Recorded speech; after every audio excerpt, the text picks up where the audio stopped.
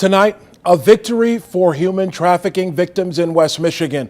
A woman sold for sex as a teen on Grand Rapids streets was determined to change the way her life story would end. So she sought justice from the system that once branded her a criminal. Target 8 investigator Susan Samples was in court for an extraordinary moment, one of the first uses of a new state law in Kent County, and a story you'll only see on 8. Susan. Leon, you might think you have an idea of what human trafficking looks like, how it happens, and where. But victims right here in West Michigan aren't always easy to spot and might even be hiding in plain sight. If you need property records in Kent County, this is the place to go, the Register of Deeds office. For nearly 2 decades, you would have found this woman behind the counter here. For most of that time, Ruth Rondon guarded a secret. At first, when I first started working, I was so afraid somebody was going to expose my past. These are your emotions. But today, she's illuminating the darkest moments of her life so that others might see the light. You may proceed now. Your Honor, I've done a lot of inner work trying to heal from everything that I've been through.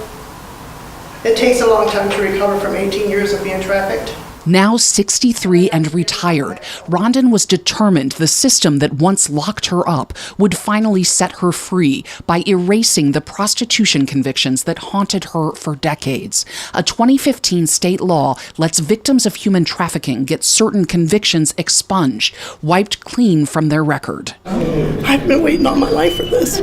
I never thought I would see this day. Ruth Rondon was the last of 6 born to an alcoholic father and battered mother. Tormented themselves with few resources, both were abusive to their children, who were often left to fend for themselves. Oh, I had easy prey on my forehead big time. Rondon thinks she was 9 in this picture. In a year, she would be raped for the first time. A stranger lured her from a shopping mall.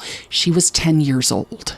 When you're, especially at a very young age, when you're sexually abused,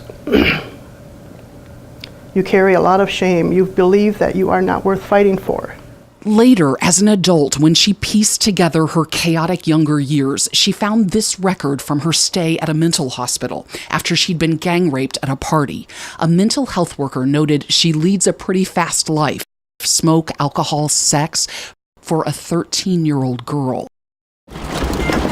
A year later, she met her first trafficker in an ER waiting room. She and a friend noticed 2 men, strangers, giving them the eye. We were so desperate for attention, and we were very impressed by them. We exchanged numbers that day, and that was my demise because he showered me with gifts, took me shopping. So eventually, when the man she considered her savior told her he couldn't see her anymore because he'd lost a lot of money gambling. He said there was a really nice man at the gambling house who wanted to spend a lot of money on me. Thus began 18 terrifying years on Grand Rapids streets, trafficked by violent pimps, trapped by drug addiction, bought by men you probably wouldn't suspect. By the time I was 20 years old, I was violated by teachers and counselors, doctors, law enforcement, and clergy. How can you have any hope after that? I was just a child. I was injecting heroin by age 17. My drug use got so bad that jail terms and hospital stays were just routine to me. This was Ruth Rondon 2 decades ago, speaking at a church about how she escaped drugs with the help of God, a 6-month jail stay, My last arrest saved my life. and the kindness of a caring soul. While in jail, I had developed a relationship with one of the ladies that came to the jail on Sundays to minister to the girls. She picked me up on my out date. Rondon shared her struggle with drugs, but never that she'd been trafficked for sex. Too much shame. Not anymore. I believe we're all living in an era that's changing for women. Some of the women that didn't make it, I wish they were here with me to experience it. Your Honor, I'm doing what I can to make up for all those lost years, and I'm doing what I can to give back. Back then I was a victim. Today I'm a victor. Ma'am, you are an inspiration, frankly. It is, for me, it has been inspiring to read your motion and the supporting material.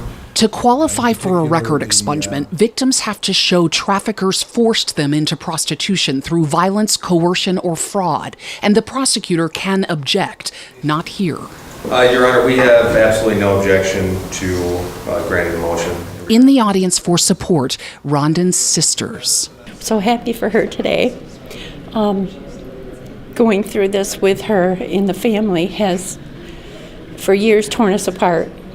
And she has been through so much. This isn't a legal term, but it's really cool the way the family works here. It's the way family is supposed to work. And the entire story is quite inspiring.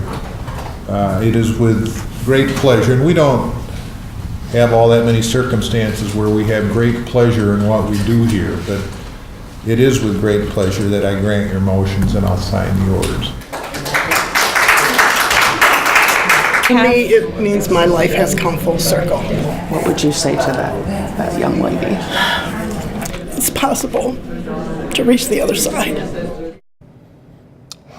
Tomorrow, we take the story a step further, starting on 24-hour News 8 at 5. We're going to look at what else Ruth Rondon is doing to get the word out and to dispel myths about how trafficking usually happens. In her retirement, she is just getting started. Right. People often ask us, how do you come up with these stories? And a lot of times this answer is we get a tip or something, but there's an interesting story behind this one. That's right. I actually met her 3 years ago at the district court window in downtown Grand Rapids. I happened to overhear her. She was asking the clerk about this new law. Mm-hmm. And she said, I need to know about this new law where you can expunge your record and I want to change the way my story ends. And I said, hello? I said, excuse me, what is that story? She wasn't ready 3 years ago. I checked in with her recently. She was ready and she said, oh, by the way, that expungement hearing thing, that's coming up in a week or so. All right. Supposed to happen. Yes. Supposed to happen. There you go. So good for her. Great story. Susan, Thanks. Thank you.